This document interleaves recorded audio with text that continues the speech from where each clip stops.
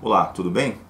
Então, dando prosseguimento aos nossos estudos sobre o recurso de revista, eu agora gostaria de abordar a questão da violação a dispositivo de lei e da Constituição como fundamento para a admissão de recursos de revista.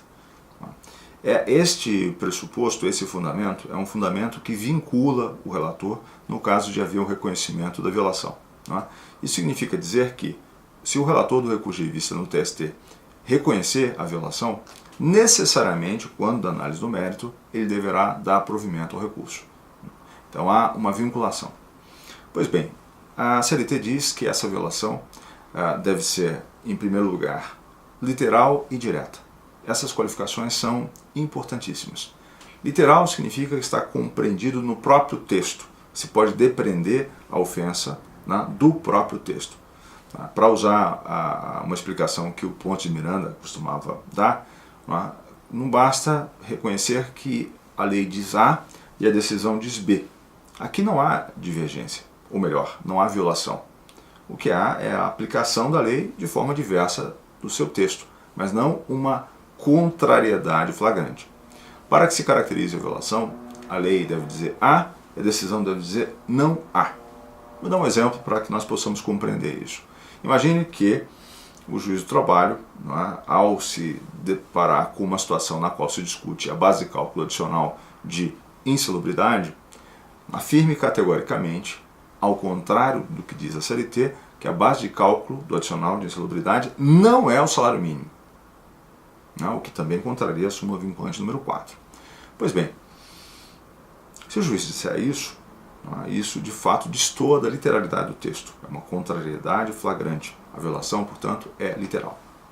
Diferentemente do que ocorre se o juiz afirmar que, de fato, a base de cálculo adicional de insalubridade é o salário mínimo, mas, naquele caso concreto, por salário mínimo deve-se entender o salário base do empregado ou o salário normativo, o piso salarial fixado na norma coletiva.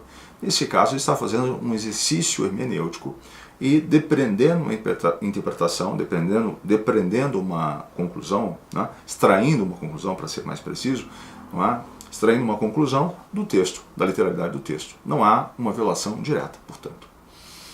Muito bem, além de ser literal, a violação tem que ser direta.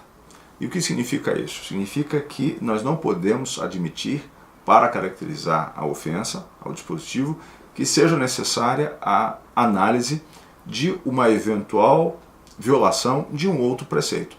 Isto é mais frequentemente visto no caso dos dispositivos constitucionais. Então imagine, por exemplo, o caso do artigo 5º, incisos 54 e 55 da Constituição Federal.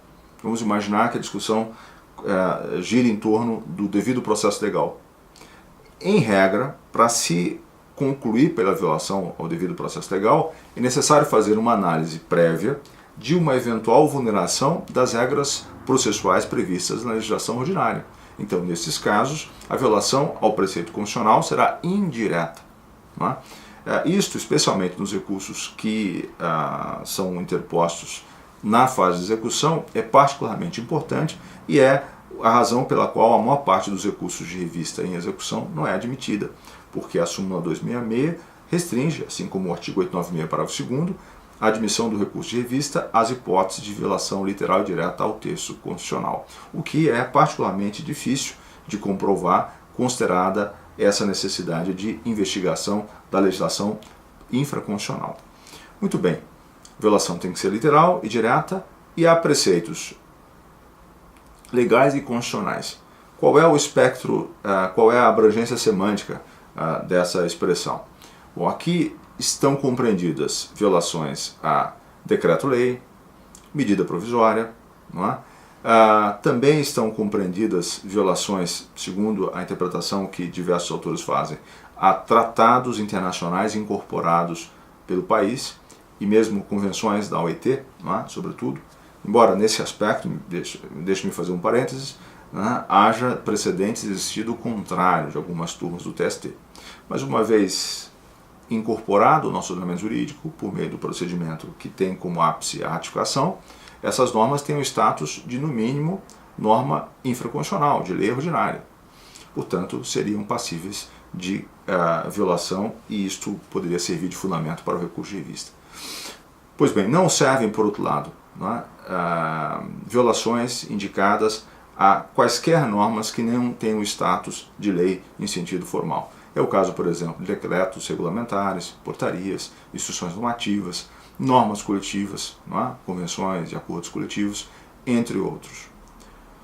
Violação, evidentemente, tem que estar prequestionada e nós depois falaremos o modo como se deve dar essa análise do pré-questionamento. Por ora, basta ressaltar que essas violações têm que ser indicadas de maneira explícita no recurso. E aí eu costumo sempre orientar os advogados que trabalham aqui conosco a indicar no próprio título do tema, por exemplo, horas extras, já indicar aí a violação ou as violações presentes. Traço no título já em caixa alta, violação aos artigos tais, tais e tais. Por quê? Isso é muito importante que saibam. Esses recursos todos são lidos na tela de um computador e por isso o nível de atenção e a capacidade de apreensão dessas informações é baixíssima, de modo que é necessário lançar mão de alguns expedientes para que essas informações sejam lidas muito rapidamente e fixadas. A indicação no título dos temas pode cumprir esta finalidade. Depois, evidentemente, ao longo do texto vai ser necessário repisar a indicação dessas violações. E na conclusão, é sempre importante terminar a análise do tema indicando as violações que foram identificadas no acórdão regional. E assim, mais algumas informações importantes para que o seu recurso de revista tenha algum sucesso no TST. Novamente, me coloco à sua disposição para eventuais dúvidas e esclarecimentos. Muito obrigado, nos vemos na próxima oportunidade.